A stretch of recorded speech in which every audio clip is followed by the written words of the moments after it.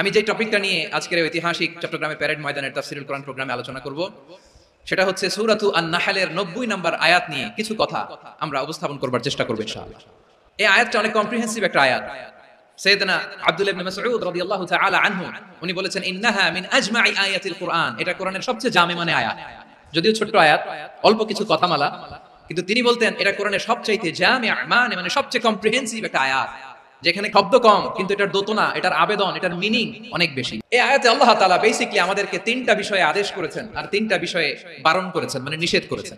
3 do's and 3 don'ts, do's and don'ts, তিনটা আদেশ, তিনটা নিষেধ। এই ছোট্ট একটা আয়াতে গোটা ইসলামী শরিয়ার the gist, the cream of the creams, গোটা ইসলামী শরিয়ার মূল নির্যাসকে আল্লাহ ঢুকিয়ে দিয়েছেন। তিনটা আদেশ আর তিনটা নিষেধ। আসুন আমরা সরাসরি কোরআন থেকে শুনি, সবাই পড়ুন। আউযু বিল্লাহি মিনাশ শাইতানির রাজীম, বিসমিল্লাহির রহমানির রহিম। ইন্নাল্লাহা ইয়া'মুরু বিল আদলি ওয়াল ইহসানি ওয়া ইতাই যিল কুরবা وينهى عن الفحشاء والمنكر والبغي يعظكم لعلكم تذكرون।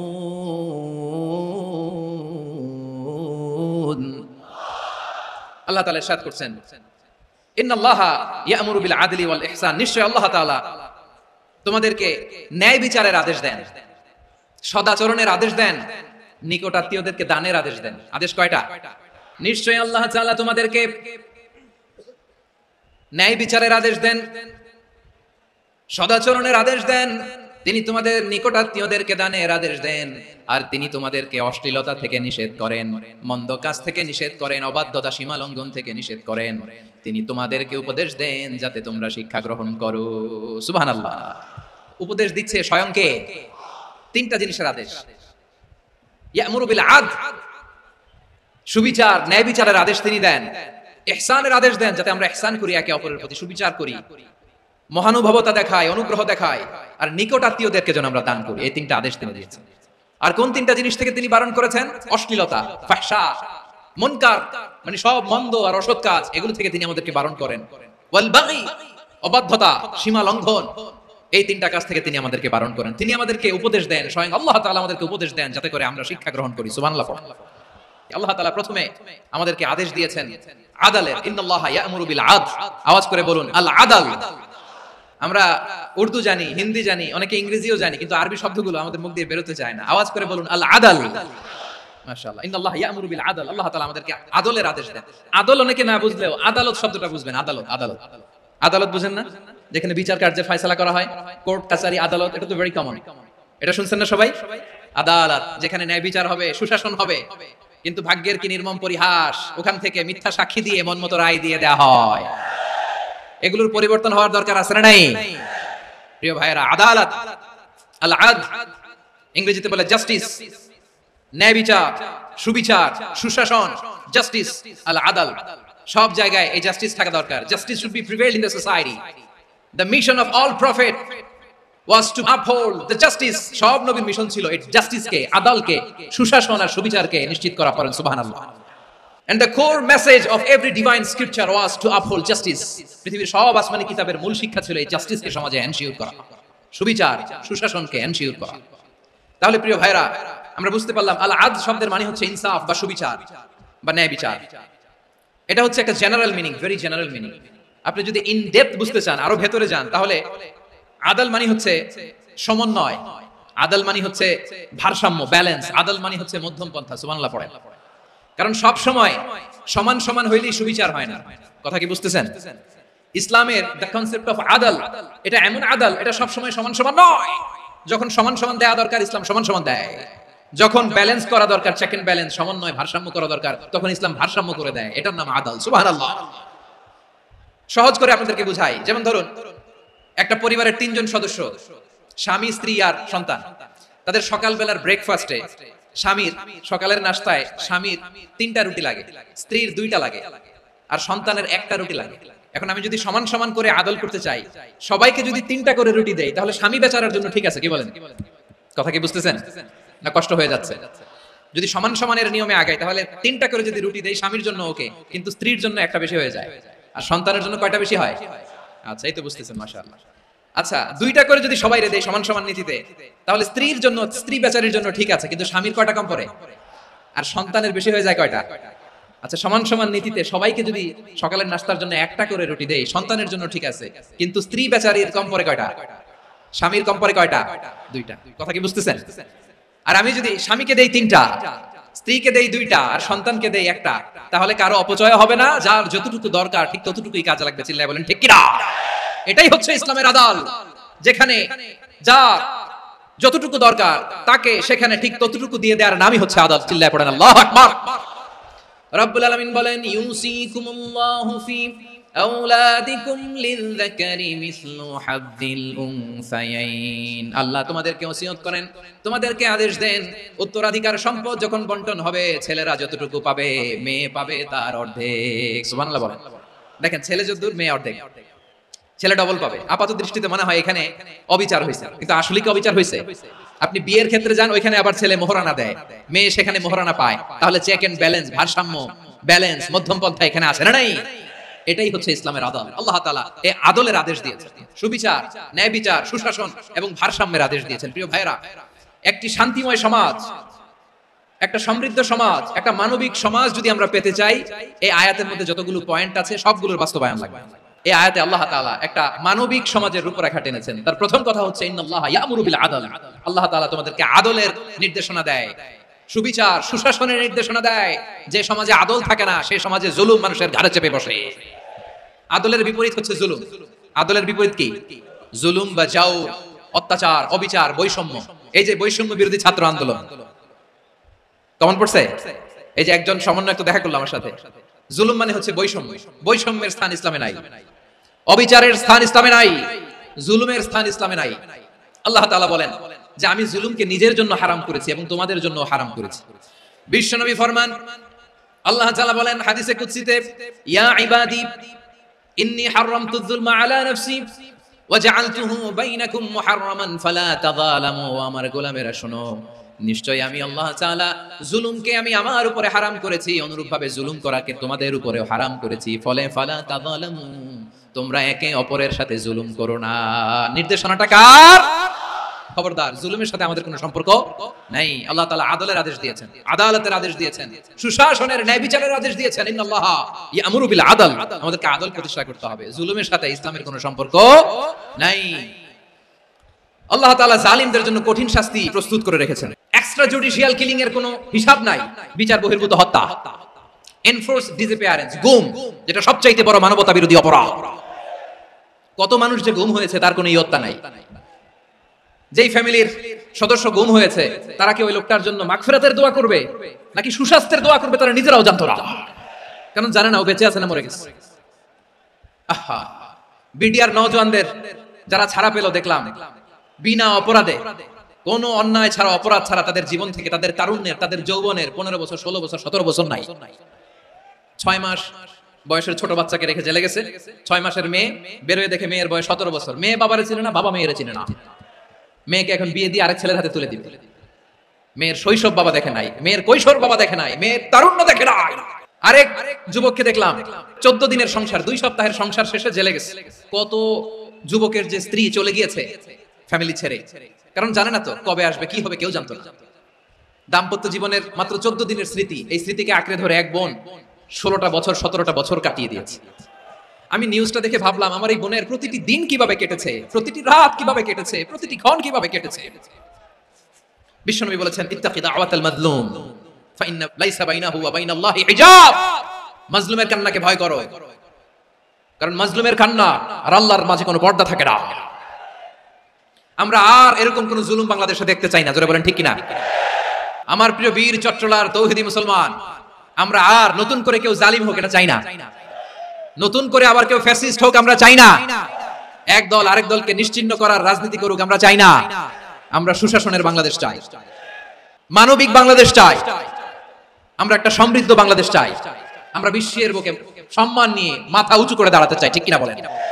আল্লাহ বললেন, এটা যদি তোমরা চাও একটা সমৃদ্ধ সমাজ যদি বিনির্মাণ করতে চাও, মানবিক সমাজ যদি বিনির্মাণ করতে চাও, আমি তোমাদেরকে সেজন্য প্রথমে আদালতের নির্দেশ দিলাম। ইন্নাল্লাহা ইয়া'মুরু বিল আদল, নিশ্চয় আল্লাহ তাআলা তোমাদেরকে ন্যায় বিচার সুশাসন এটার আদেশ দেন। সুবহানাল্লাহ। আদাল, ন্যায় বিচারের আদেশ আল্লাহ তাআলা কোরআনের বিভিন্ন আয়াতে দিয়েছেন। আল্লাহ তাআলা বলছেন, ইন্নাল্লাহা يأمركم أن تؤدوا الأمانات إلى أهلها وإذا حكمتم بين الناس أن تحكموا بالعدل إن الله نعم ما يعظكم به إن الله كان سميعا بصيرا الله تعالى বললেন, আল্লাহ আদেশ দিচ্ছেন যে ব্যক্তি আমানতের হকদার তার হাতে তোমরা আমানত পৌঁছে দাও, আর যখন তোমরা বিচার কার্য করবে, বিচার ফয়সালা করবে, আদালতের সাথে করো। সুবহানাল্লাহ বলেন। ওয়াইদা হাকামতুম বাইনান নাসি আন তাহকুমু বিল আদল, আদালতের সাথে করবা। আল্লাহ তাআলা বলেন, যারা জাজ হবে, বিচারক হবে, তাদের যদি বাদী বিবাদীর কারোর সাথে শত্রুতা থাকে, কারোর সাথে যদি কোনো ধরনের রেষারেষি থাকে, আল্লাহ বলেন বিচার কার্য করতে যে ওই শত্রুতা রেষারেষির কারণে আদালতের বাইরে যে অবিচার করে বিচার করো না। ওয়ালা ইয়াজরিমান্নাকুম شنآن قوم على ألا تعدلوا اعدلوا هو أقرب للتقوى واتقوا الله إن الله خبير بما تعملون। খবরদার কোন জাতির প্রতি, কোন গোষ্ঠীর প্রতি, কোন গোত্রের প্রতি আক্রোশ যেন তোমাদেরকে ন্যায় বিচার থেকে দূরে সরিয়ে না দেয়, বরং আমি আল্লাহর আদেশ হলো ইদিলু, তোমরা আদল করো, ন্যায় বিচার করো, সুবিচার করো, সুশাসন প্রতিষ্ঠা করো। হুয়া আকরাবু লিত্তাকওয়া, এটাই তাকওয়ার সবচেয়ে কাছাকাছি। সুবহানাল্লাহ বলেন। কোরআনের বিভিন্ন আয়াতে আল্লাহ তাআলা স্পেসিফিকলি ধরে ধরে বিচার করার সময় আমরা যেন আদল করি সেটা বলেছেন। কোরআনের কোন কোন জায়গায় আল্লাহ তাআলা এই আল আদল শব্দটা ব্যবহার করেছেন।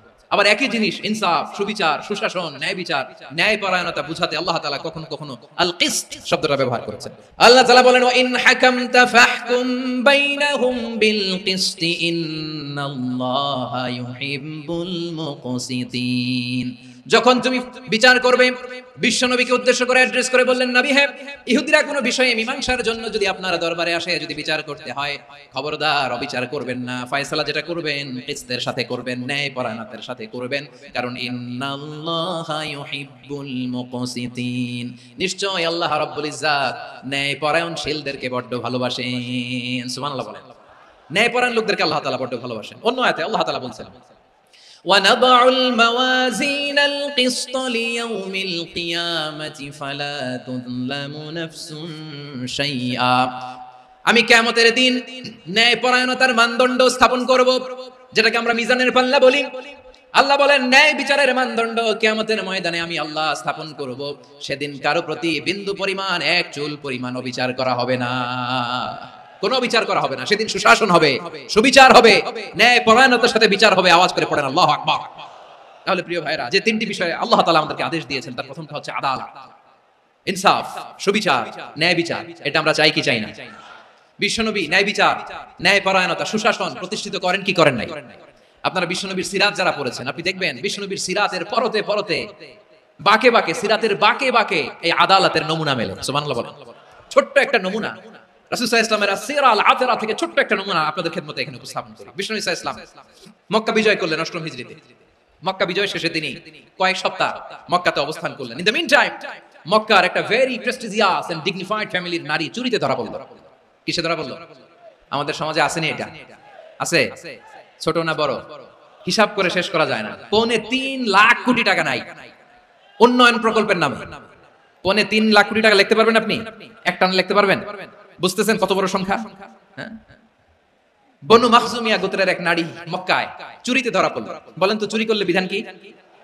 কি কাটতে হবে? চুরির বিধান হলো হাত কেটে দাও। তাও সেটা গোপনে নয়, প্রকাশ্যে জনসম্মুখে হাত কেটে দাও। বনু মাখজুমিয়া গোত্রের নারী যখন চুরিতে ধরা পড়লো, সাহাবারা চিন্তায় পড়ে গেলেন। সবেমাত্র মক্কার লোকেরা কালিমা পড়ে মুসলমান হয়েছে, ইসলামের আইন কানুন তেমন জানে না। ইসলামী শরিয়ার সাথে বেশি পরিচিত নয়। এখন যদি বিশ্বনবী চুরির যেই বিধান এটা যদি কায়েম করে হাত যদি কেটে দেয়, না জানি মক্কার লোকেরা আবার বিগড়ে যায়, না জানি মক্কার লোকেরা আবার মুরতাদ হয়ে যায়, না জানি মক্কার লোকেরা ইসলাম থেকে দূরে সরে যায়। চলো চলো সাহাবীরা মিলে পরামর্শ করলেন, চলো বিশ্বনবীর কাছে যেয়ে বলি, ও নবী, শুধু কেবলমাত্র একমাত্র এই নারীর জন্য চুরির হাত কাটার বিধানটা আপনি একটু থামিয়ে দেন। চুরির হাত কাটার যে বিধান এখানে একটু রহিত করে দেন, বাকিগুলা কইরেন মদিনাতে যে চলবে, কিন্তু মক্কায় এবারের জন্য মাফ করে দেন। কিন্তু কে বলবে? এই যে পরামর্শ, সাজেশন, এটা কে দিবে বিশ্বনবীর কাছে? সাহাবারা চিন্তায় পড়ে গেলেন। আল্লাহর নবীর সামনে দাঁড়িয়ে আল্লাহর দেয়া হুদুদ, আল্লাহর দেয়া বিধান থামিয়ে দেওয়া, মাফ করে দেওয়া, এই কথা বিশ্বনবীর সামনে বলার সাহস তো কেউ রাখে না। কেউ কেউ বলল, বিশ্বনবীর পালক পুত্র যায়েদ বিন হারেসার সন্তান উসামারে বিশ্বনবী নাতির মতো আদর করে, বড্ড বেশি ভালোবাসে উসামারে। এজন্য সাহাবারা উসামাকে বলতো হিব্বু রাসূলিল্লাহ, বিশ্বনবীর ভালোবাসা। কি বলতো? সাহাবীরা বলেন, বিশ্বনবীর ভালোবাসা হিব্বু রাসূলিল্লাহ, উসামারে পাঠাও। উসামারে বিশ্বনবী নাতির মতো স্নেহ করে, মায়া করে, ভালোবাসে। আমরা পারবো না, উসামা পারবে। সবাই মিলে ফুলিয়ে ফুসিয়ে উসামাকে, ছোট্ট উসামাকে রাজি করালো। উসামা, এমন এমন কথা যে তুমি বিশ্বনবীর কাছে বলতে হবে, পারবা নাকি? উসামা বলে, পারবো। সাইয়েদনা উসামা রাদিয়াল্লাহু তাআলা আনহু তরুণ সাহাবী বিশ্বনবীর কাছে গেলেন, যে বললেন, নবী, বনু মাখজুমিয়া গোত্রের এক নারী চুরিতে ধরা পড়েছে, এবারের জন্য কি এই মহিলাটারে মাফ করে দিলে হয় না? এবারের জন্য একটু ক্ষমা করা যায় না নবী? বিশ্বনবী বলেন, আতাশফাউ ফি হাদ্দিন মিন হুদুদিল্লাহ, তোমার এত বড় সাহস উসামা, তুমি আল্লাহর হাত, আল্লাহর দেয়া বিধান, এটার ব্যাপারে সুপারিশ করতে এসেছো? তোমরা কি জানো তোমাদের আগে যত কওম, যত গোত্র, যত জনপদ ধ্বংস হয়েছে তার কারণ ছিল তাদের মধ্যে গরিবরা অন্যায় করলে তারা বিচার করত, আর ধনীরা অন্যায় করলে তারা মাফ করে দিত। খবরদার! ওয়া আইমুল্লাহ লাউ আন্না ফাতিমা বিনতি মুহাম্মাদিন সারাকাত লাকাতা মুহাম্মাদুন ইয়াদাহা। বিষ্ণু বললেন, ওরে ওসামা, বানু মাখজুমিয়ার ওই প্রেস্টিজিয়াস এন্ড ডিগনিফাইড ফ্যামিলির মেয়ে তো দূর কি বাত, অনেক দূরের কথা। জেনে রেখো ওসামা, আমার কলিজার টুকরা নয়নের পুটুলি ফাতেমাও যদি মক্কার জমিনে আজকে চুরির দায়ে ধরা পড়তো, আমি বিশ্বনবী মুহাম্মদুর রাসূলুল্লাহ ধরে ফাতেমার ডান হাতটা কেটে দিতে এক বিলম্ব দেরি করতাম না। ইন্নাল্লাহা ইয়ামুরু বিল আদল, আমাদেরকে জাস্টিস শিখায় পশ্চিমারা, আমাদেরকে ইনসাফ শিখায়, আমাদেরকে সুশাসন শিখায়। আর ইনসাফ, সুশাসন, ন্যায় বিচার, সুবিচার, জাস্টিস কারে বলে বিশ্বনবীর বায়োগ্রাফি থেকে জেনে নাও। এই ছিল বিশ্বনবী ইসলামের আদালতের নমুনা। আপনি যদি সাইয়েদনা ওমর ফারুকের জীবনের দিকে তাকান, এমন কঠোর, এমন বীর সেনানী ছিলেন। সাইয়েদনা ওমর ফারুক যদি রাস্তার এই মাথা দিয়ে হাঁটা শুরু করতেন, শয়তান ওমর ফারুককে দেখলে ওই রাস্তা রেখে দিয়ে অন্য রাস্তা দিয়ে হাঁটতো। সুবহানাল্লাহ। ওমর ফারুক রাদিয়াল্লাহু তাআলা আনহু কি পার্সোনালিটি ছিল, কি পার্সোনালিটি! আমাদের এলাকায় ছোট বাচ্চারা রাতে ভাত খেতে চায় না, আমার মেয়েটাও খেতে চায় না, এই এটা দিব ওইটা দিব, আজকে মাহফিলে আসার সময় বলে দিছে লিস্ট করে এটা এটা আনতে হবে। তো ছোট্ট বাচ্চাদের অনেক বায়না থাকে, ওরা রাতে খেতে চায় না। তো মায়েরা বিভিন্ন ভয় দেখায়, এই বাঘ আসবে খাও, এই ভূত আসবে খাও। আপনারা কি বলেন চট্টগ্রামে? ভূত ভূত ভূত আসবে, বাঘ আসবে, খাও খাও খাও, তাড়াতাড়ি খাও। তো বাচ্চারা এগুলো শুনে ভয়ে খেতে শুরু করে। মদিনার জমিনেও একই ঘটনা ঘটতো। মদিনার ছোট্ট ছোট্ট সোনামণিরা খেতে চাইতো না। তো মায়েরা বলতো, হা হুয়া ইয়াতি উমর, হা হুয়া ইয়াতি উমর, ওই যে ওমর আসতেছে, উমর। ওমর ফারুকের কথা শুনলে বাচ্চারা একেবারে ঠান্ডা। প্রভু তুমি বলেছো রাসূল দেবে না, বলনি দেবে না ওমর, বলনি দেবে না হামজা তারি, খালিদ বিজয় সমর। প্রভু তুমি বলেছো রাসূল দেবে না, বলনি দেবে না ওমর, বলনি দেবে না হামজা তারি, খালিদ বিজয় সমর। প্রভু তুমি বলেছো রাসূল দেবে না। আল্লাহু আকবার। ওমর ফারুক রাদিয়াল্লাহু তাআলা আনহু, ওনার কথা শুনলে গায়ের মধ্যে গুজবাম হয়, গায়ের পশমগুলো দাঁড়িয়ে যায়। সুবহানাল্লাহ বলেন। কি পার্সোনালিটি ছিল, কি ব্যক্তিত্ব ছিল! মুনাফিকরা ওমর ফারুককে জমের মতো ভয় পেত। শয়তান, খুদ শয়তান এই রাস্তা দিয়ে আসলে শয়তান অন্য রাস্তা দিয়ে হাঁটতো। ওমর ফারুক রাদিয়াল্লাহু তাআলা আনহুর জীবনে যদি দেখেন, তাহলে সেখানে আপনি আদালতের, ইনসাফের, সুশাসনের, জাস্টিসের নমুনা দেখতে পাবেন। কয়টা শুনবেন? সাইয়েদনা ওমর ফারুক রাদিয়াল্লাহু তাআলা আনহুর সন্তান আব্দুর রহমান মিশরে মদ খেয়ে মদ্যপ অবস্থায় ধরা পড়েছে। মদ খাওয়ার কারণে, মদ যদি কেউ পান করে আর যদি প্রমাণিত হয়, তার বিচার হলো 80 বেত। আওয়াজ করে বলেন, কয় বেত? বাংলাদেশেও তো এই আইন আছে নাকি? বাংলাদেশে আছে? হ্যাঁ, মদ খাইলে 80 বেত, এই আইন বাংলাদেশে চালু হোক, আমরা চাই কি চাই না? একেবারে সহজ, পানির মতো সহজ হিসাব, একেবারে সহজ।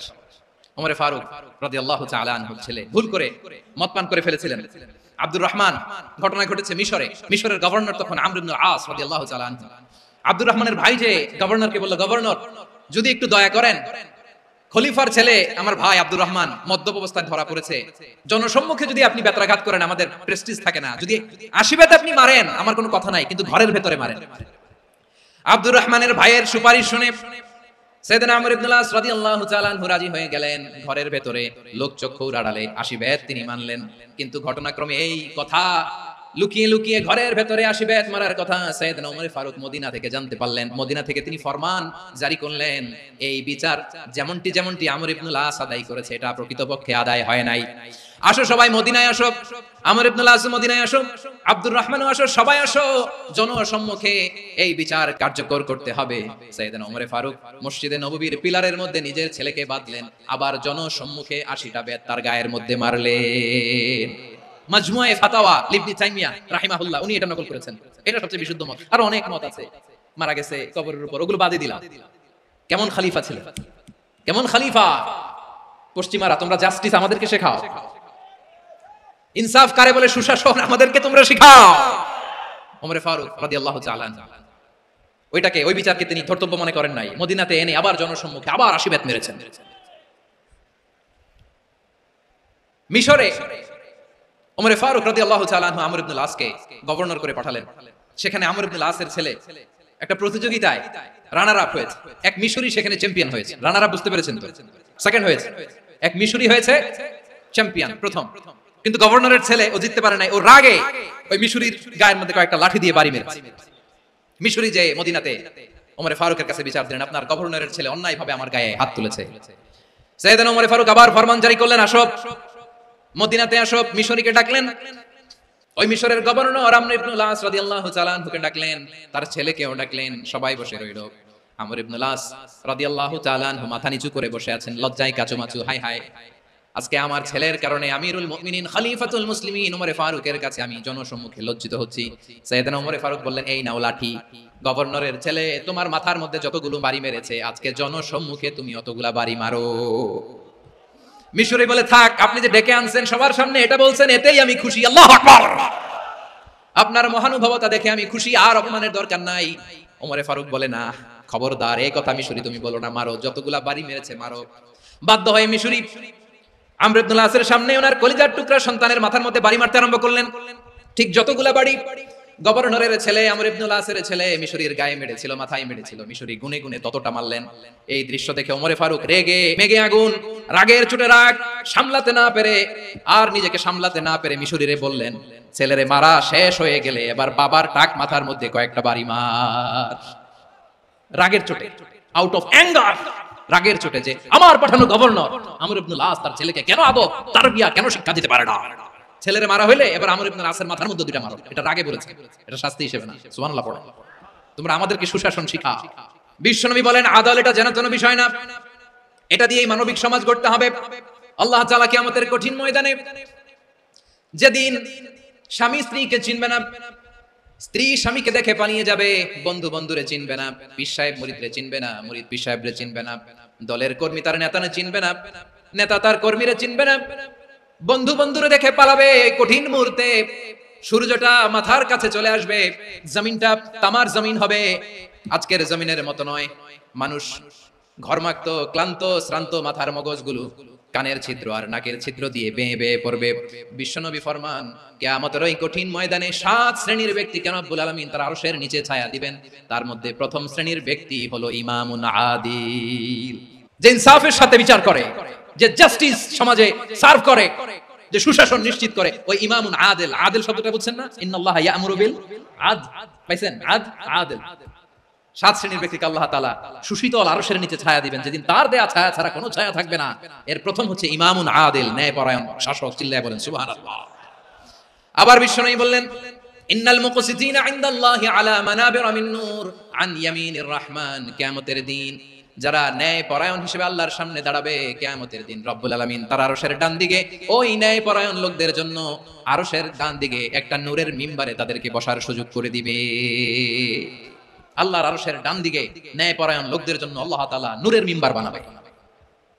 তার টেকনিক কথা মনে করেছেন? আল আদাল, জাস্টিস। ইন্নাল্লাহা ইয়া'মুরু বিল আদল। আল্লাহ তাআলা এই আদালতের নির্দেশনা দেন, সুবিচার, সুশাসন। প্রিয় ভাইরা, এটা আমরা বাংলাদেশে চাই কি চাই না? এই যে অরাজকতা, এই যে অন্যায়, এই যে জুলুম, এই যে ইনকনসিস্টেন্সি, সমাজের অসঙ্গতি, এর প্রধান কারণ জাস্টিস নাই, সুবিচার নাই, সুশাসন নাই। শেষবারের মতো আওয়াজ করে বলেন তো, আমরা বাংলাদেশে আদল চাই কি চাই না? তাহলে প্রথম নির্দেশনা শেষ, আল্লাহ তাআলা তোমাদেরকে আদলের আদেশ দেন। এরপর আল্লাহ বলেন, আমি তোমাদেরকে ইহসানের আদেশ দেই। ইন্নাল্লাহা ইয়া'মুরু বিল আদলি ওয়াল ইহসান। আমি তোমাদেরকে যেমনি আদলের নির্দেশনা দেই, তেমনি ভাবে তোমাদেরকে ইহসানের নির্দেশনা দেই। ইহসান, আওয়াজ করে সবাই বলেন তো ইহসান। ইহসান মানে কারো প্রতি সফট হার্টেড হওয়া, মহানুভব হওয়া, অনুগ্রহ পরায়ণ হওয়া, অনুগ্রহশীল হওয়া, একে অপরের প্রতি দয়াদ্র হওয়া। একে অপরের প্রতি দয়াদ্র, অনুগ্রহশীল হওয়া ছাড়া মানবিক সমাজ কশিনকালেও গঠন করা সম্ভব না। প্রিয় ভাইরা, সুন্দর আচরণ দিয়ে, ইহসান দিয়ে যা জয় করা যায়, নরম আচরণ দিয়ে যেটা অর্জন করা যায়, কঠোরতা দিয়ে সেটা পারা যায় না। বিষ্ণু ঈসা ইসলাম ইহসান দিয়ে, কোমল আচরণ দিয়ে, তার অনুগ্রহ দিয়ে তিনি অনেক কাফিরের হৃদয়কে জয় করে ফেলেছেন। সাইয়েদনা সুমামা ইবনে উসাল রাদিয়াল্লাহু তাআলা আনহুর কথা মনে পড়ে যায়। তিনি ছিলেন ইয়ামামার বাদশা। মদিনাতে বিশ্বনবীকে হত্যা করার নিয়তে এসেছিলেন, গোপনে গোপনে বিশ্বনবীকে হত্যা করে আবার ইয়ামামাতে তিনি ফিরে যাবেন। কিন্তু কি অবাক করা কাণ্ড, হত্যা করতে পারে নাই, সাহাবাদের হাতে তিনি ধরা পড়ে গেলেন। সাইয়েদনা সুমামা ইবনে উসাল রাদিয়াল্লাহু তাআলা আনহু হত্যার নিয়তে আসলেন, কিন্তু হত্যা করতে পারলেন না। সাহাবারা ওনাকে ধরে ফেললেন, ধরে মসজিদে নববীর পিলারের মধ্যে বেঁধে রাখলেন। সুমামা ইবনে উসাল, সিরাত থেকে শোনাচ্ছি, রাদিয়াল্লাহু তাআলা আনহু ইয়ামামার অধিপতি ছিলেন। বিশ্বনবীকে হত্যার জন্য আসছেন, ধরা পড়ে গেছেন, এখন মসজিদে নববীতে বেঁধে রাখছেন, তার মানে বন্দী। এখন স্ট্যাটাস কি? বন্দী, ক্যাপটিভ। তো বিষ্ণু ঈসা ইসলাম সাহাবাদেরকে বললেন, তার খোঁজ খবর নিও, সুমামা ইবনে উসালের খোঁজ খবর নিও। সাহাবারা বলেন, ইয়া রাসূলুল্লাহ, আপনাকে হত্যা করতে এসেছে, তার তো কঠিন ক্যাপিটাল পানিশমেন্ট হওয়া দরকার, কঠিন শাস্তি হওয়া দরকার। বিশ্বনবী বললেন, না, আমি যেটা জানি তোমরা সেটা জানো না, তোমরা সুমামার সাথে ভালো আচরণ করো। বিশ্বনবী সুমামার কাছে গেলেন। প্রথম দিন যে তিনি কালেমার দাওয়াত দিলেন, ইমানের দাওয়াত দিলেন, ইসলামের দাওয়াত দিলেন, রিসালাতের দাওয়াত দিলেন, আখিরাতের দাওয়াত দিলেন। পরের দিন যে বিশ্বনবী সালাতের দাওয়াত দিলেন, যাকাতের দাওয়াত দিলেন, ইসলাম কি, কিভাবে, কেমন করে পালন করতে হয় চমৎকার আর্টিকুলেট করতে শুরু করলেন। তন্ময় হয়ে সুমামা ইবনে উসাল রাদিয়াল্লাহু তাআলা আনহু বিশ্বনবীর কথাগুলো শুনতে আরম্ভ করলো। একদিন নয়, দুই দিন নয়, টানা 3 দিন বিশ্বনবী সুমামার কাছে ইসলামকে প্রেজেন্ট করেছেন, উপস্থাপন করেছেন। আওয়াজ করে বলেন, কয় দিন? 3 দিন। 3 দিন মসজিদে নববীতে বাঁধা। আর সাহাবীদেরকে বললেন, তার খোঁজ খবর নিও, তোমরা যে রুটি বানাও এর মধ্যে সবচেয়ে ভালো আটার রুটিটা তারে দিও, সবচেয়ে রিফাইন্ড খেজুর, যেটা পিওর খেজুর, এটা তারে দিও। আর বিশ্বনবী নিজের উট থেকে দুধ দহন করে ওনার বাড়ির এক কর্মচারীকে বলেছেন, দুধ দহন করে সুমামার জন্য নিয়ে যেও। সুবহানাল্লাহ পড়বেন না? সবাই তো অবাক, ইয়ামামা থেকে আসছে নবীকে হত্যা করতে, বিশ্বনবী দেখে তারে জামাই আদর করে। একদিন নয়, 2 দিন নয়, টানা 3 দিন বিশ্বনবী এভাবে সুমামার কাছে যেয়ে ইসলামকে প্রেজেন্ট করতে আরম্ভ করলেন, ইসলামকে উপস্থাপন করতে শুরু করলেন, আর তাকে চমৎকার এন্টারটেইনমেন্ট, আপ্যায়ন দিতে আরম্ভ করলেন। টানা 3 দিন যখন ইসলামের দ্য বিউটিজ অফ ইসলাম, ইসলামের সুমহান বাণী, সৌন্দর্য তার কাছে উপস্থাপন শেষ, তাকে আপ্যায়ন শেষ, বিশ্বনবী বললেন সাহাবাদেরকে, যাও এবার সুমামার হাতের পায়ের রশি দুটো খুলে দাও। সাহাবারা তর্ক জুড়ে দিলেন, লা ইয়া রাসূলুল্লাহ, এমনটা করবেন না তো, ভয়ঙ্কর ভয়ঙ্কর খুনি, কি জানি কি হয়ে যায়। বিশ্বনবী বললেন, না, তার হাতে পায়ের রশিগুলো খুলে দাও। সাহাবারা বিশ্বনবীর কথা মতো তার হাতে পায়ের রশিগুলো খুলে দিল। সুমামা মুহূর্তের মধ্যে মসজিদে নববী থেকে বের হয়, ইয়ামামায় ফিরে না যে মসজিদে নববীর পাশে একটা খেজুর বাগান ছিল, সেখানে চলে গেলেন। সেখানে একটা ছোট্ট কুয়া ছিল, কুয়ার পানি দিয়ে তিনি গোসল করলেন। সুবহানাল্লাহ পড়েন। কুয়ার পানি দিয়ে গোসল করে মসজিদে নববীর সামনে এসে বিশ্বনবী এবং সাহাবাদের সামনে দাঁড়িয়ে সাব্বাবা উঁচু করে বললেন, আশহাদু আল্লা ইলাহা ইল্লাল্লাহ ওয়া আশহাদু আন্না মুহাম্মাদান আবদুহু ওয়া রাসূলুহু। আমি সাক্ষ্য দিচ্ছি আল্লাহ ছাড়া কোনো ইলাহ নাই, আর মুহাম্মদ আল্লাহ তাআলার প্রেরিত বান্দা এবং রাসূল। প্রিয় ভাইরা, ইহসান দিয়ে যা জয় করা যায়, কঠোরতা দিয়ে সেটা কঠিনকালেও জয় করা যায় না। আওয়াজ করে বলেন, ঠিক কি না?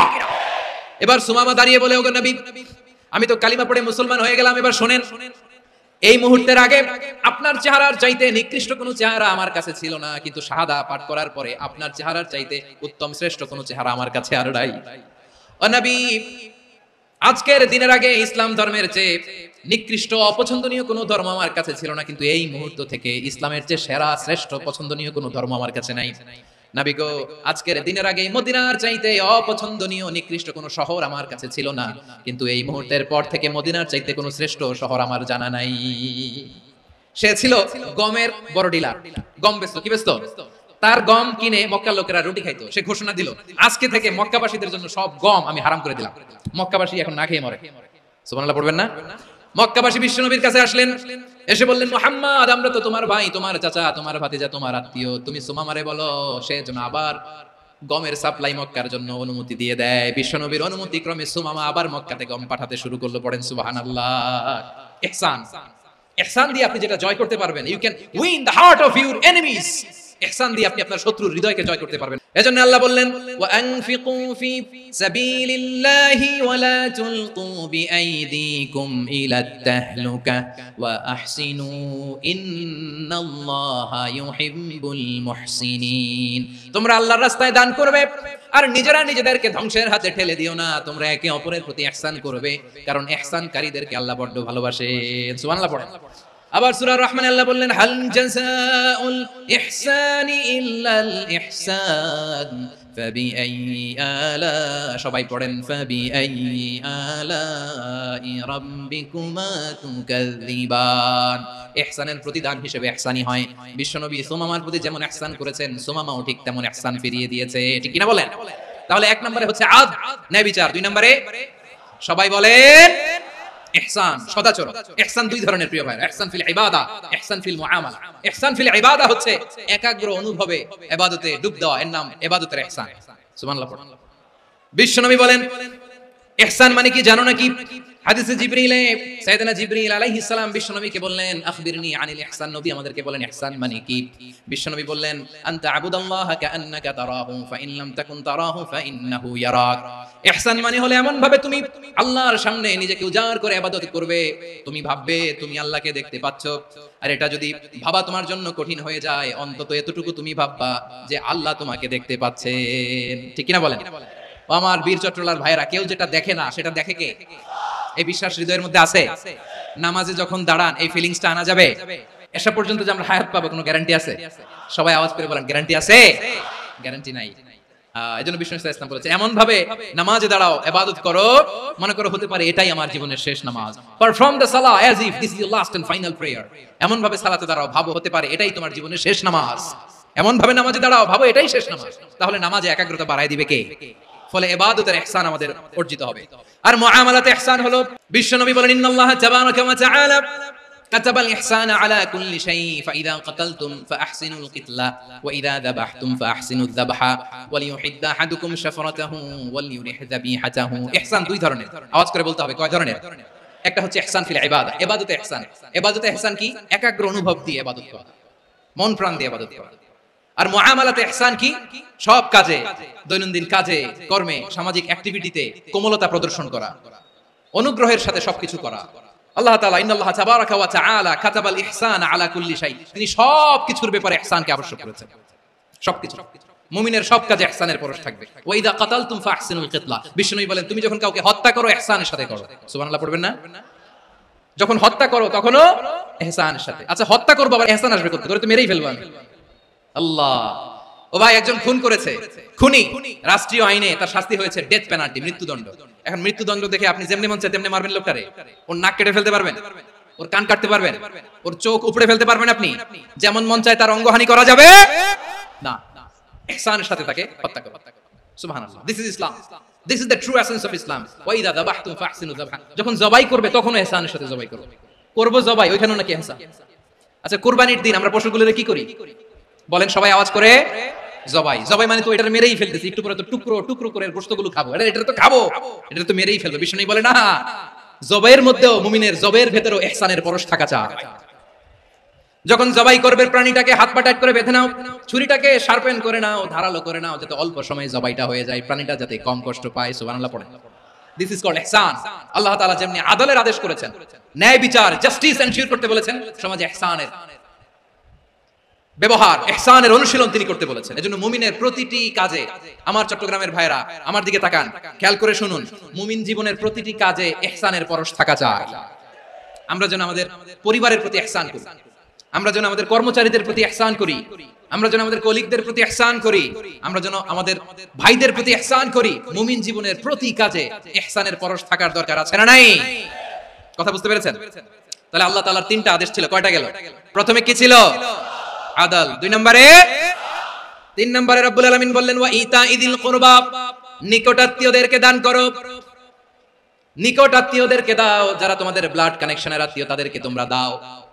এখানে জেনারেলি বললেন দাও, কি দিব সেটা তিনি এখানে বলেন নাই, সেটা তিনি সূরাতুল ইসরার মধ্যে বলেছেন। আল্লাহ বলেন ওয়া আতিদাল কুরবা হাক্কাহ, নিকট আত্মীয়দেরকে তাদের অধিকার, তাদের প্রাপ্য তোমরা বুঝিয়ে দাও। দেখেন, একটা শান্তির সমাজ, একটা সমৃদ্ধ সমাজ, একটা মানবিক সমাজ গঠনের জন্য আল্লাহ তাআলা বেশি না মাত্র তিনটা অর্ডার, তিনটা ভার্ডিক্ট তিনি জারি করেছেন। এক নাম্বার সুশাসন, ন্যায় বিচার। দুই নাম্বার ইহসান। তিন নাম্বার নিকটাত্মীয়, যারা কাছের, তোমার ভেরি ক্লোজ রিলেশনশিপে আছে, তাদেরকে দাও। দাও, দিলে বাড়িয়ে দেয় কে? অনেকে দিতে চায় না, কৃপণতা করে। দিলে বাড়ায় দেয় কে? ওমিয়া মদিনার মধ্যে সবচাইতে গরিব সাহাবী ছিল বেলাল রাদিয়াল্লাহু তাআলা আনহু। ওনার এন্টায়ার অ্যাসেট, সম্পদের পরিমাণ কতদূর জানেন? একটা লুঙ্গি। বেলাল রাদিয়াল্লাহু তাআলা আনহু, ওনার টোটাল ওয়েলথের এস্টিমেশন হচ্ছে মাত্র একটা লুঙ্গি। একটা লুঙ্গি, টোটাল ওয়েলথ এস্টিমেশন, টোটাল সম্পদের পরিমাণ বেলাল রাদিয়াল্লাহু তাআলা আনহুর কি ছিল? ওই বেলাল রাদিয়াল্লাহু তাআলা আনহুকে বিষ্ণু ইসলাম বলেছেন, আনফিক ইয়া বেলাল, ও বেলাল তুমিও দাও। ওয়ালা তাখশা মিন যিল আরশি ইখলালা, আরশের অধিপতির তো কোনো ঘাটতি নাই, তুমি দিলে ওই আল্লাহ তোমারে বাড়ায় দিবে। এজন্য আমার প্রিয় ভাইয়েরা, দিলে কমে না, দিলে বাড়ে। অনেকে ধরে রাখে, নতুন কিছু নিতে পারে না, হাত দিয়ে যেটা ধরে রেখেছেন এটা দিয়ে দেন, বড় একটা ধরার সুযোগ পাবেন। জোরে বলেন ঠিক কিনা? রব্বুল আলামিন বললেন ৩ নাম্বার আদেশ হলো তোমাদের প্রতি সমাজটারে কেমন করে মানবিক সমাজ, সুন্দর সমাজ গড়বা। ৩ নাম্বার আদেশ হলো ওয়া আতিদাল কুরবা হাক্কা, নিকটাত্মীয়দেরকে তাদের প্রাপ্য বুঝিয়ে দাও। এই নিকটাত্মীয়দেরকে তাদের অধিকার বুঝিয়ে দেওয়া, প্রাপ্য বুঝিয়ে দেওয়াতে আমাদের গাফলতি আছে না নাই? অনেকে দেখবেন অনেক আল্লাহওয়ালা, তাহাজ্জুদ গুজার, সেজদা দিতে দিতে কপালে কালো দাগ ফেলে দিছে, সে তার বোনের হকটা আদায় করে নাই, আছে না নাই? অনেক বড় হাজী সাহেব, বিশাল লম্বা দাড়ি, ছেলেরে সব দিয়ে দিছে, মেয়েরে কিছু দেয় নাই, মেয়ের হক আদায় করে নাই, আছে না নাই? এই হাজী সাহেবেরা, এই আল্লাহওয়ালারা কিয়ামতের ময়দানে আটকে যাবে। আপনি অন্যের অধিকার নষ্ট করেছেন, তাদের রাইটস কে ভায়োলেট করেছেন। এজন্য আল্লাহ তাআলা বলেন, কারো অধিকার যদি কেউ নষ্ট করে, ওই সমাজটা মানবিক সমাজ কঠিন কালেও হতে পারে না। এজন্য ৩ নম্বর আল্লাহ বললেন ওয়া ইতা ইদিল কুরবা, নিকটাত্মীয়দেরকে দাও। কি দিবা? তাদের অধিকার দিয়ে দাও। বোনের অধিকার বুঝিয়ে দাও, মেয়ের অধিকার বুঝিয়ে দাও, ফুফুর অধিকার বুঝিয়ে দাও। দেখবেন অনেক মায়েরা ছেলের পাতে মুরগির রান দেয়, মেয়ের পাতে দেয় মুরগির ঠ্যাং। তো মেয়ের কি মুরগির রান খেতে মনে চায় না? মনে চায় না? এমনটা করা যাবে না। নিকটাত্মীয়দেরকে অধিকার দিয়ে দাও, নিকটাত্মীয়ের সাথে সুসম্পর্ক রাখো। আদেশটা কার? এজন্য প্রিয় ভাইরা, জীবনে যদি বারাকা অর্জন করতে চান, নিকটাত্মীয়দের সাথে সুসম্পর্ক রাখতে হবে, তাদের জন্য উপহার পাঠাতে হবে। বিশ্বনবী বলেন লা ইয়াদখুলুল জান্নাতা কাতে, যে ব্যক্তি আত্মীয়তার সম্পর্ককে ছিন্ন করে দেয়, সে কঠিন কালেও আল্লাহর জান্নাতে ঢুকবে না। আপনি কি এটারে সহজ হাদিস মনে করছেন? এটা সহজ কথা? আপনি ভাবছেন আপনার নামাজ আপনার বাঁচাতে পারবে, আপনার রোজা বাঁচাতে পারবে, আপনার তাহাজ্জুদ আপনার বাঁচাতে পারবে? অধিকার নষ্ট করলে কিছুই আপনার বাঁচাতে পারবে না। এজন্য নিকটাত্মীয়দেরকে দিতে হবে বেশি বেশি। বিশ্বনবী বলেন ইন্না সাদাকাতা আলাল মিসকিনি সাদাকা ওয়া আলা যির রাহিমি ইসনাতান সাদাকাতুন ওয়া সিলা। মিসকিনরে দান করলে শুধু দানের সওয়াব হয়, নিকটাত্মীয়কে দান করলে দুইটার সওয়াব হয়, সাদাকার সওয়াব হয়, আবার আত্মীয়তার বন্ধন অটুট রাখার সওয়াব হয়ে যায়। আবার বিশ্বনবী বললেন মান সাররাহু আইয়ুবসাতা লাহু ফি রিজকিহি ওয়া ইমসালাহু ফি আসারিহি ফালইয়াসিল রাহিমা, যে ব্যক্তি তার রিজিকের প্রশস্ততা চায় আর হায়াতে বরকত চায়, সে যেন তার আত্মীয়ের সাথে সুসম্পর্ক রাখে। আমার প্রিয় চট্টলার ভাইরা, আমাদের রিজিক বাড়ুক, এটা আমরা চাই কি চাই না? সবাই চান? হ্যাঁ, আমাদের রিজিকে প্রশস্ততা আসুক, চাই কি চাই না? আমাদের হায়াতে বরকত আসুক, আমরা চাই কি চাই না? এই দুইটা যদি চান, তাহলে নিকটাত্মীয়দের সাথে সুসম্পর্ক রাখবেন, পারবেন? তাহলে সমাজটারে মানবিক সমাজ বানায় দিবে কে? 3টা আদেশ চলে গেল। 1 নম্বরে কি ছিল? 2 নম্বরে, 3 নম্বরে নিকটাত্মীয়দেরকে দান। আল্লাহ তাআলা 3টা জিনিসের যেমনি আদেশ করেছেন, অনুরূপভাবে 3টা বিষয় তিনি বারণ করেছেন, নিষেধ করেছেন, ওগুলোর কাছেও যাওয়া যাবে। রাব্বুল আলামিন বলেন ওয়ায়ানহা আনিল ফাহশাই ওয়াল মুনকারি ওয়াল বাগি, আমি যেমনি 3টি বিষয় আদেশ করলাম, অনুরূপভাবে 3টি বিষয়ে বারণ করলাম, নিষেধ করলাম। আমার 1 নাম্বার নিষেধাজ্ঞা হলো অশ্লীলতার প্রতি। ফাহশা ওয়ায়ানহা আনিল ফাহশা, আল্লাহ তাআলা অশ্লীলতাকে নিষেধ করেছেন। কোন জিনিসকে? সবাই বলুন কোন জিনিসকে? যত ধরনের, যত টাইপের, যত ক্যাটাগরির অশ্লীলতা হতে পারে, সব অশ্লীলতাকে হারাম করেছেন কে? ফাহশা মানে কি?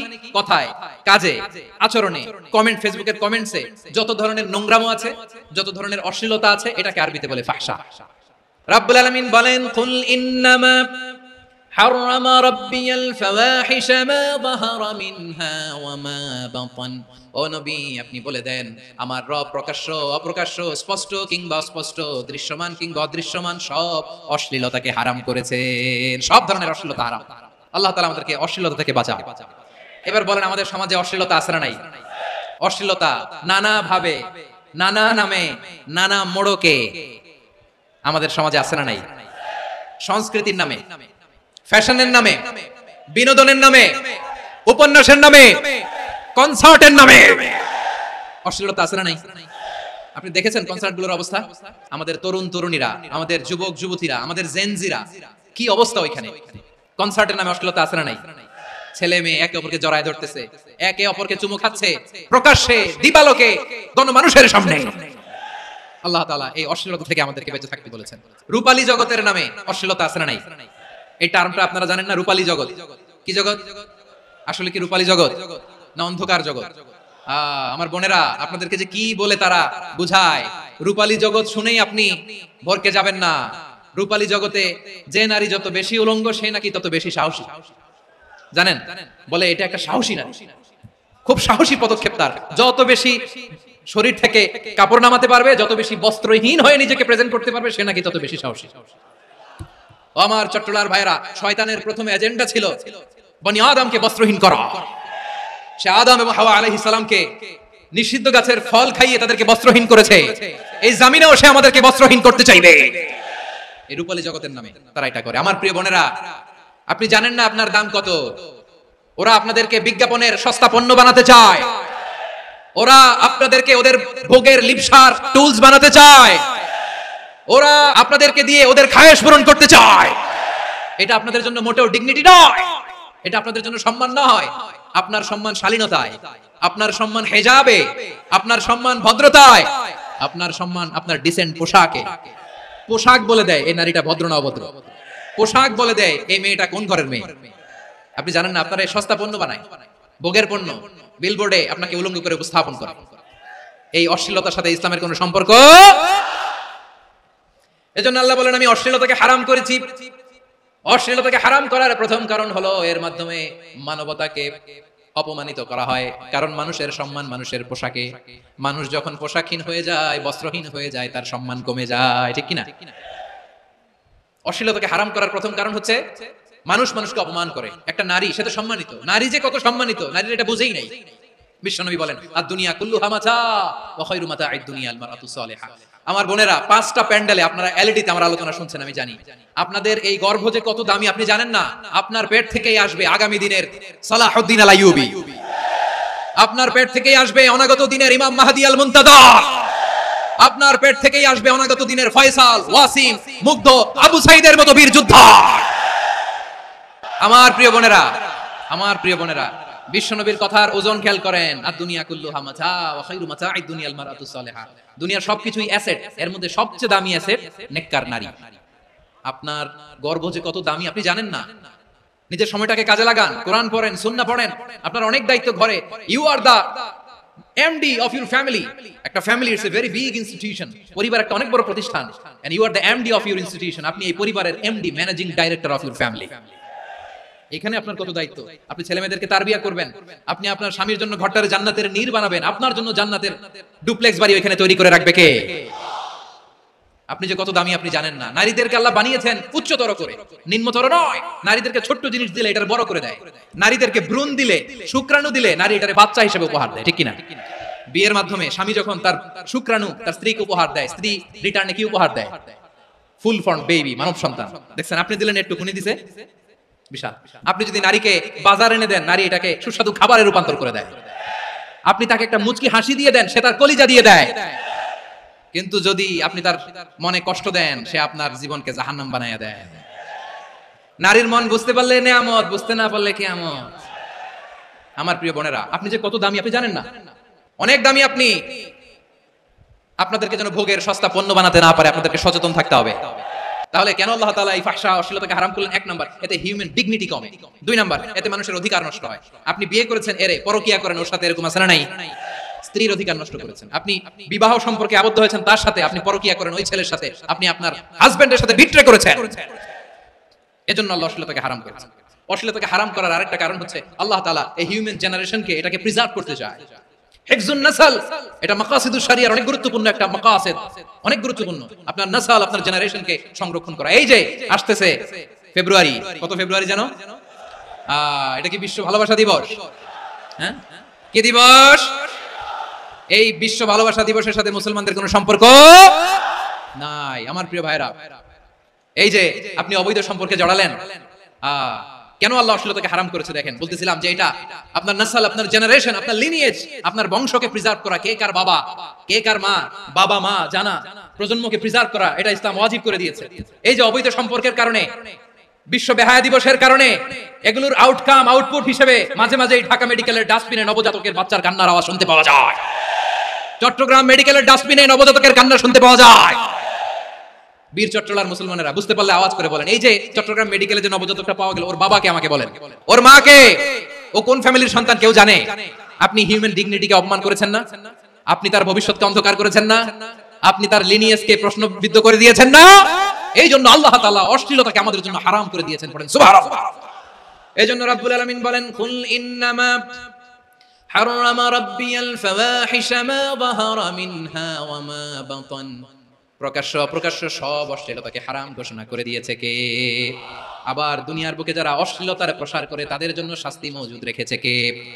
রাব্বুল আলামিন বলেন, ইন্নাল্লাযীনা ইউহিব্বুনা আন তাশিআল ফাহিশাতু ফিল্লাযীনা আমানু লাহুম আযাবুন আলীমুন ফিদ দুনিয়া ওয়াল আখিরাতি ওয়াল্লাহু ইয়ালামু ওয়া আনতুম লা তা'লামুন। নিশ্চয়ই যারা বিশ্বাসীদের মাঝে অশ্লীলতার প্রচার প্রসার করতে চায় তাদের জন্য আমি মর্মন্তুদ শাস্তি প্রস্তুত করে রেখেছি, দুনিয়াতেও রেখেছি, আখিরাতেও রেখেছি। ঘোষণাটা কার? যারা এই নাটকের নামে, সিনেমার নামে, রূপালী জগতের নামে, মুভির নামে, ওটিটি প্ল্যাটফর্মের নামে আমার সমাজে অশ্লীলতা ছড়াতে চায়, তাদের জন্য কঠিন মর্মন্তুদ শাস্তি মজুদ রেখে দিয়েছে কে? ও আমার বোনেরা, এখনো আপনি জাগবেন না? এখনো আপনার চিন্তার দুয়ারে এখনো নাড়া পড়ে নাই? ওরা আপনাকে উলঙ্গ বানাতে চায়, ওরা আপনাকে আইটেম গার্ল বানাতে চায়। এজন্য ইসলাম অশ্লীলতাকে হারাম করেছে। হারাম।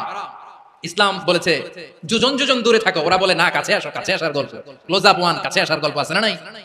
তাহলে অশ্লীলতার সাথে আমাদের কোনো সম্পর্ক? সবাই বলতে পারেননি, আওয়াজ করে বলুন, অশ্লীলতার সাথে আমাদের কোনো সম্পর্ক?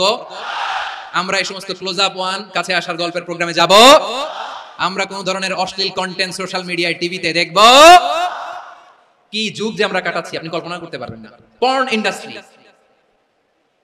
নারী পুরুষের বস্ত্রহীন যুগল দৃশ্য, এটাকে দিয়ে ওরা কোটি ডলারের ইন্ডাস্ট্রি বানিয়েছে। পুরো মানব ইতিহাসে এরকম জঘন্য সময় মানব ইতিহাস পার করে না। পর্ন এটা ইন্ডাস্ট্রি হয়ে গেছে। আমাদের এই যুবকগুলো, জেনজিগুলো, ওদের চরিত্র বাঁচাবে কি করে? কেমন করে হেফাজত করবে ওদের এই মূল্যবান চরিত্র? আমার প্রিয় ভাইরা, এই অশ্লীলতার দ্য লেটেস্ট ভার্সন হচ্ছে LGBTQ, শরীফ থেকে শরীফা। শুনছেন আপনারা?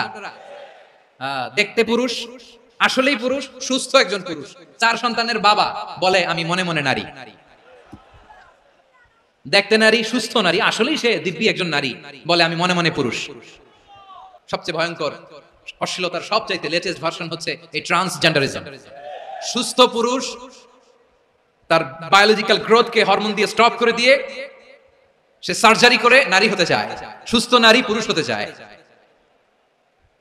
পুরুষ পুরুষের প্রতি সেক্সুয়ালি আকর্ষণ বোধ করে। এটা লূত আলাইহিস সালামের কওমের মধ্যে ছিল। এটাকে আল্লাহ কোরআনে ফাহিশা বলেছেন।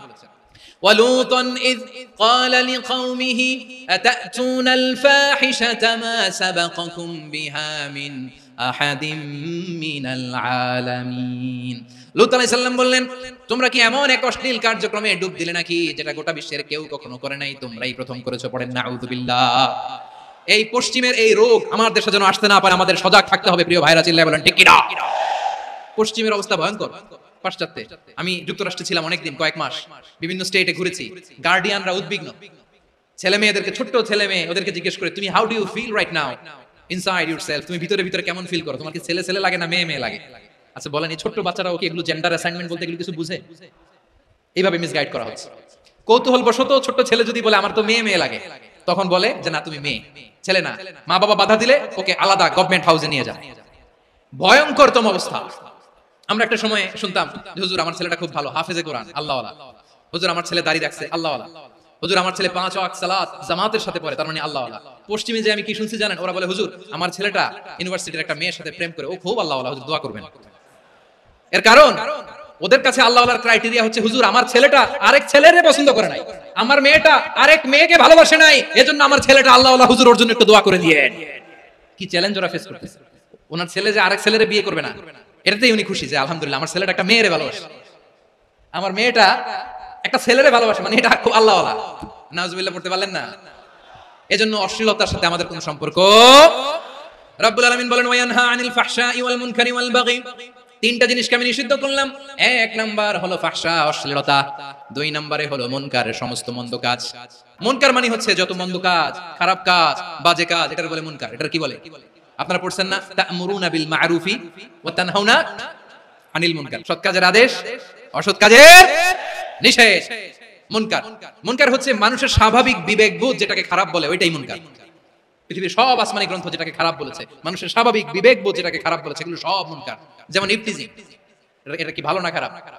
মজুদদারি, খাদ্যে ভেজাল দেওয়া, ওজনে কম দেওয়া, মাছে ফরমালিন মিশানো, চাঁদাবাজি, টেন্ডারবাজি, দখলবাজি, এগুলো আমাদের স্বাভাবিক বিবেকেই বলে এগুলো খারাপ, এগুলো হচ্ছে মুনকার। আল্লাহ তাআলা এই মুনকার থেকে আমাদেরকে বেঁচে থাকতে বলেন, আর শয়তান এই মুনকারের প্রতি আমাদেরকে উদ্বুদ্ধ করে। আল্লাহ তাআলা বললেন ইয়া আইয়ুহাল্লাযীনা আমানু লা তাত্তাবিউ খুতুওয়াতিশ শাইতান ওয়া মান ইয়াত্তাবি' খুতুওয়াতিশ শাইতানি ফাইন্নাহু ইয়া'মুরু বিল ফাহশাই ওয়াল মুনকার। আল্লাহ বলেন আমার গোলামেরা শোনো শোনো, ও আমার বিশ্বাসী বান্দারা খবরদার, তোমরা কশিনকালেও শয়তানের পদাঙ্ক অনুসরণ করবে না, কারণ শয়তান তোমাদেরকে অশ্লীলতা এবং মন্দ কাজের দিকে উদ্বুদ্ধ করে। আমাদের কাজ হচ্ছে শয়তান আমাদেরকে যেদিকে নিতে চায় আমরা তার উল্টা দিকে যাব। শয়তান এই মন্দ কাজকে আমাদের কাছে বিউটিফাই করে, চাকচিক্যময় করে আমাদের সামনে উপস্থাপন করে। এজন্য আল্লাহ বলেন মুনকারকে থামাতে হবে, মুনকার প্রতিরোধ করতে হবে।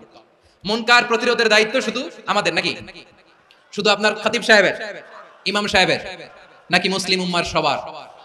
আওয়াজ করে বলুন, মুনকার অসৎ কাজ প্রতিরোধের দায়িত্ব কার? রাব্বুল আলামিন বলেন কুনতুম খায়রা উম্মাতিন উখরিজাত লিন-নাসি তা'মুরুনা বিল মা'রুফি ওয়া তানহাউনা আনিল মুনকার। তোমাদেরকে শ্রেষ্ঠ জাতি করে জমিনের মধ্যে আবির্ভূত করা হয়েছে যাতে করে তোমরা জমিনের ভেতরে সৎ কাজের আদেশ করতে পারো আর অসৎ কাজের নিষেধ করতে পারো। উম্মাহ কুনতুম খায়রা, তাহলে গোটা উম্মার দায়িত্ব, এটা বুঝতে পারছেন তো? আচ্ছা আরো নিচে আসেন। এরপরে আল্লাহ বললেন শুধু উম্মাহ না, এই জমিনের রাজত্ব আমি যাদের হাতে দেই, এই জমিনের মালিক আমি যাদেরকে বানিয়ে দেই, যাদেরকে আমি সরকারের দায়িত্ব দেই, তাদেরকেও মুনকার প্রতিরোধের দায়িত্ব দিয়েছে কে? আল্লাহ বলেন যারা ক্ষমতার মসনদে বসেছে তাদেরকে 4 দফা কর্মসূচি আমি আল্লাহ দিলাম। আওয়াজ করে বলেন কয় দফা? আল্লাহ বলেন আল্লাযীনা ইম্মাক্কান্নাহুম ফিল আরদি আকামুস সালাতা ওয়া আতাউজ যাকাতা ওয়া আমারু বিল মা'রুফি ওয়া নাহাউ আনিল মুনকার ওয়ালিল্লাহি আকিবাতুল উমুর। যারা এই জমিনের উত্তরাধিকার হয়েছে তারা 4 দফা কর্মসূচি নিয়ে সামনে আগাবা। সালাত কায়েম করবা, যাকাত আদায় করবা, সৎ কাজের আদেশ দিবা, অসৎ কাজ থেকে মুনকার প্রতিরোধ করবা। আদেশটা কার? আমার প্রিয় চট্টলার ভাইরা, পুরো উম্মার দায়িত্ব মুনকার প্রতিরোধ করা, সরকার প্রধানের দায়িত্ব মুনকার প্রতিরোধ করা। এরপর আল্লাহ বলেন প্রতিটা ফ্যামিলির যিনি প্রধান সিইও বাবা, প্রত্যেক বাবারও দায়িত্ব এই মুনকার প্রতিরোধ করা। আওয়াজ করে বলেন ঠিক কি না? যেমনটি সাইয়েদনা লোকমান আলাইহিস সালাম ওনার কলিজার টুকরা সন্তানকে আদেশ করেছেন ইয়া বুনাইয়া আকিমিস সালাতা ওয়া'মুর বিল মা'রুফি ওয়ানহা আনিল মুনকার। পড়েন সুবহানাল্লাহ। বাবা ছেলেকে সবক দিচ্ছে, লোকমান আলাইহিস সালাম ছেলেকে বলতেছে ওরে আমার কলিজার টুকরা সন্তান, ওরে আমার বাছা, নামাজ কায়েম করবা, সৎ কাজের আদেশ দিবা আর মুনকার প্রতিরোধ করবা, অসৎ কাজ সমাজ থেকে খারাপ কাজকে ঝেঁটে বিদায় করে দিবা। তাহলে দেখেন আমি স্টেপ বাই স্টেপ নামলাম। পুরো উম্মার দায়িত্ব, জমিনের উত্তরাধিকারী আল্লাহ যাদেরকে বানিয়েছেন সরকার তাদের দায়িত্ব, প্রতিটি ফ্যামিলির প্রধানের দায়িত্ব। এরপরে বিশ্বনবী বলেন সচেতন প্রতিটি মুসলিমের দায়িত্ব সমাজ থেকে মুনকারকে উৎখাত করা। বিশ্বনবী বলেছেন মান রাআ মিনকুম মুনকারান ফালিয়ুগাইয়িরহু বিয়াদিহি ফাইন লাম ইয়াস্তাতি ফাবিলিসানিহি ওয়া ইন লাম ইয়াস্তাতি ফাবিকলবিহি ওয়া যালিকা আযআফুল ঈমান। সমাজে যে মুনকার দেখবে, খারাপ কাজ দেখবে, সেজন্য হাত দিয়ে সেটাকে থামায়। আমার প্রিয় ভাইরা, না থামালে আমরাই ডুববো শেষমেশ। আমাদের বাঁচার জন্য হলেও থামাইতে হবে। রব্বুল আলামিন বলেন ওয়াত্তাকু ফিতনাতাল লা তুসিবান্নাল্লাযীনা যালামু মিনকুম খাসসা। ও আমার গোলামেরা, ওই আযাবকে ভয় করো যে আযাব যখন আমি জমিনের বুকে পাঠাই শুধু জালেমদেরকেই মারি না, আলেমদেরকেও মারি। আযাব যখন আসে তখন শুধু জালিমই মরে না, আলেমও মরে। জানেন মুসা আলাইহিস সালামের পায়ে একবার লাল পিঁপড়া, তো উনি রেগে মেগে পাশি দেখে লাল পিঁপড়ার বাসা, পা দিয়ে ডলে মুছে সবগুলো পিঁপড়া মেরে ফেলছে। এই ঘটনাটা আল্লাহ ঘটিয়েছেন, এজন্য মুসা আলাইহিস সালাম ছিলেন কালিমুল্লাহ, সরাসরি আল্লাহর সাথে কথা বলতেন। তিনি আল্লাহকে জিজ্ঞেস করেছিলেন, আল্লাহ তুমি যখন কোন জনপদে আযাব পাঠাও, শাস্তি দাও, ওখানকার শুধু জালেমরাই তো মরে না, ভালো মানুষগুলোও মরে, তো আযাব দিবা মুশরিকদের উপর দিবা, অবাধ্যদের উপর দিবা, ভালো মানুষগুলোরে মারো কেন? আল্লাহ বললেন, মুসা তোমার যে কামড় দিছিল পায়ের মধ্যে পিঁপড়া, কয়টা পিঁপড়া? একটা পিঁপড়া, তো সবগুলারে মারলা কেন? রেগে মেগে পুরো পিঁপড়ার বাসা ভেঙে মেসাকার করলা কেন? আমি যখন অ্যাকশনে যাই, আমি যখন শাস্তি দেই, তখন এত বাস বিচার করা হয় না, বাস বিচার করা যায় না। যখন অ্যাকশনে যাওয়া হয়, ওইটা ডাইরেক্ট অ্যাকশন হয়ে যায়। চিল্লায় বলো ঠিক কি না? এজন্য আমাদের বাঁচার জন্য হলেও এই পাপ থামাতে হবে, এই শয়তানের অট্টহাসি থামাতে হবে, অন্যায় অপরাধ সমাজ থেকে আমাদের থামাতে হবে। কারণ আযাব আসলে ওরাও মরবে, আমরাও মরবো। একটা জাহাজ 2 তলা, আপনি আছেন 2য় তলায়, নিচের তলার কিছু লোক জাহাজের তলা ছিদ্র করতে আরম্ভ করছে। কি ছিদ্র করতেছে? আচ্ছা, জাহাজের তলা ছিদ্র করলে তলা দিয়ে কি ঢুকে? এখন আপনি যদি বলেন আমার কি, আমি তো 2 তলায়, আমি তো ভালো আছি, ওরা ছিদ্র করে ওরা মরবে, আসলে কি শুধু ওরা মরবে? তলা দিয়ে যখন পানি ঢুকবে, জাহাজ ঢুকলে আপনিও মরবেন। এজন্য নিজে মরার আগে ওই পাগলগুলোর নিচ তলায় যে থামাতে হবে। চিল্লায় বলেন ঠিক কি না? এজন্য আল্লাহ বললেন মুনকার প্রতিরোধের দায়িত্ব সমাজের টপ টু বটম সবার। এজন্য মুনকার প্রতিরোধ করার দরকার আছে না নাই? সমাজে এই যে ইফটিজিং হয়, আপনার বোনের বয়সী একটা মেয়েকে কিছু বকাটে টিটকারি করে, এই বলে সেই বলে, নোংরা কথা বলে, রাস্তায় দেখেও আপনি পাশ দিয়ে না দেখার মতো চলে যান কেন? আপনি দাঁড়ান না কেন? আপনি দাঁড়ালেই তো থেমে যাবে, কারণ সত্যের যে শক্তি, তার সামনে মিথ্যা মুখ থুবড়ে পড়ে। আপনার সামনে ও কিছুই না, নাথিং। আপনি দাঁড়ান, ওকে প্রশ্ন করেন যে আমার বোনকে তুমি ডিস্টার্ব করো কেন? আপনাকে দেখে আরো 5 জন দাঁড়াবে, 5 জনকে দেখে আরো 10 জন দাঁড়াবে। আমাদের নীরবতা আর আমাদের নিশ্চুপ থাকাই জালিমদেরকে আরো শক্তিশালী জালিম বানিয়েছে। এজন্য মুনকার প্রতিরোধের দায়িত্ব আমাদের সবার। টেন্ডারবাজি, চাঁদাবাজি, দুর্নীতি, অপরাধ, দখলদারিত্ব, মজুদদারি, এগুলো সবকিছু একসাথে প্রতিরোধ করতে হবে। ঠিক কিনা বলেন? একটা মানবিক সমাজ যদি চাই, প্রতিরোধ করতে হবে। প্রিয় ভাইয়েরা, আল্লাহর শপথ নিয়ে বলি, এই নাসিহাতগুলো সবার জন্য, সব দলের জন্য, সব মতের মানুষের জন্য। আমরা কোনো দলের প্রতি মানুষকে ডাকি না, আমরা ডাকি ইসলামের দিকে। সব দলের, সব মতের, সব মানুষদেরকে আমরা আহ্বান জানাই, আসুন আমরা একটা সুন্দর সমাজ বিনির্মাণ করি। এই যে নতুন বাংলাদেশের এক সুযোগ এসেছে, আর জীবনে হয়তো আসবে না, সামনের 100 বছর এই সময় আসবে না। আসুন দেশটাকে আমরা সাজাই, আসুন আমরা দুর্নীতি বন্ধ করি, আসুন আমরা চাঁদাবাজি বন্ধ করি, আসুন আমরা দখলদারিত্ব বন্ধ করি, আসুন আমরা এক দল আরেক দলকে নিশ্চিহ্ন করার যে রাজনীতি, এটা বন্ধ করি। সব দলের প্রতি আমার আহ্বান, আমরা চাঁদাবাজ মুক্ত বাংলাদেশ চাই, জুলুম মুক্ত বাংলাদেশ চাই, ফ্যাসিজম মুক্ত বাংলাদেশ চাই, গুণ খুন খারাপি মুক্ত বাংলাদেশ চাই। আমরা নতুন ভোরের বাংলাদেশ চাই। ওই বাংলাদেশ পাওয়ার জন্য মুনকার প্রতিরোধে, অন্যায় প্রতিরোধে যদি বাঘের বাচ্চার মতো, আবু সাইদের মতো 2 হাত উঁচু করে, বুককে টান টান করে প্রসারিত করে দাঁড়াতে হয়, রাজি আছো মুসলমান? রাব্বুল আলামিন বলেন, ওয়ায়ানহা আনিল ফাহশাই ওয়াল মুনকারি ওয়াল বাগি ইয়াইদুকুম লাআল্লাকুম তাযাক্কারুন। আল্লাহ বলেন, আমি অশ্লীলতাকে নিষেধ করি, আমি সব ধরনের মন্দ কাজকে নিষিদ্ধ করি, সব শেষে আমি সীমা লঙ্ঘনকে তোমাদের জন্য নিষিদ্ধ করি। নিষিদ্ধ করেছেন কয়টা জিনিস? 1 নম্বরে অশ্লীলতা, 2 নম্বরে মুনকার তথা সব মন্দ কাজ, 3 নম্বরে আল বাগি, সীমা লঙ্ঘন, ক্রসিং দ্য লিমিট।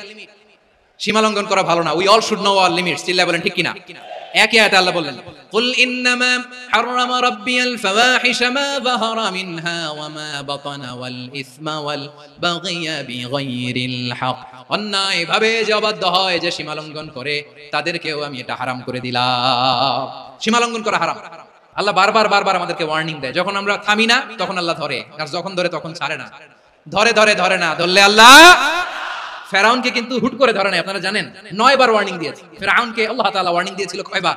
রাব্বুল আলামিন বলেন, ওয়ালাকাদ আতাইনা মূসা 9 আয়াতিন বাইয়িনাত।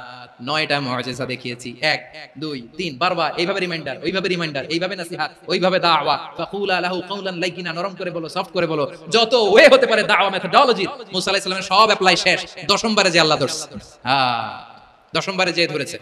এজন্য আল্লাহ বলেন, আমি সীমালঙ্ঘনকে পছন্দ করি না। কোরআনের অন্য আয়াতে বাগীকে বলা হয়েছে আল ইতিদা। সীমালঙ্ঘন যারা করে তাদেরকে আল্লাহ বলেছেন মুতাদিন।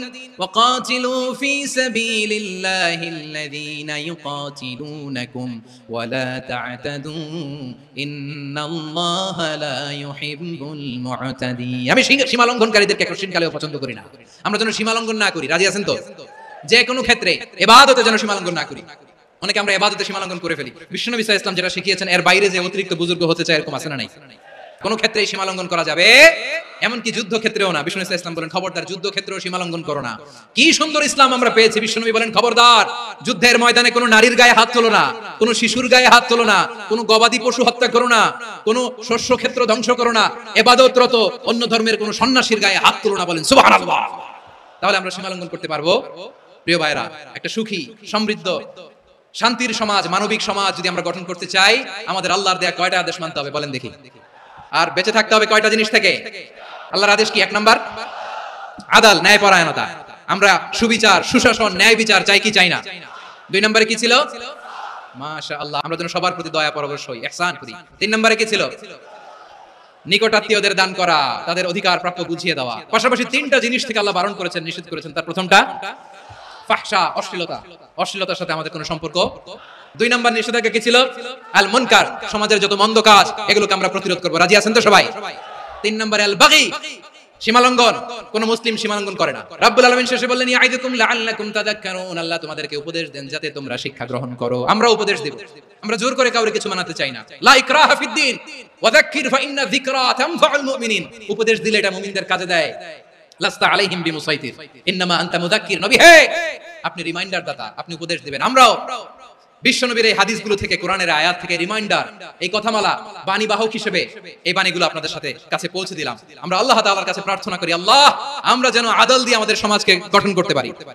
আল্লাহ আমরা যেন ইহসান করতে পারি, আমরা যেন নিকটাত্মীয়দের দান করতে পারি। আল্লাহ যত ধরনের অশ্লীলতা, অনাচার, মন্দ কাজ, সীমালঙ্ঘন, অবাধ্যতা থেকে যেন আমরা বেঁচে থাকতে পারি। আল্লাহ তাআলা আমাদের সবাইকে কথাগুলো বুঝার ও আমল করার তৌফিক দান করুক। হাযা মা ইনদি ওয়াল ইলমু ইনদাল্লাহ আলাইহি তাওয়াক্কালতু ওয়া ইলাইহি উনীব। সুবহানাকাল্লাহুম্মা বিহামদিকা আশহাদু আল্লা ইলাহা ইল্লা আনতা আস্তাগফিরুকা ওয়া আতুবু ইলাইক।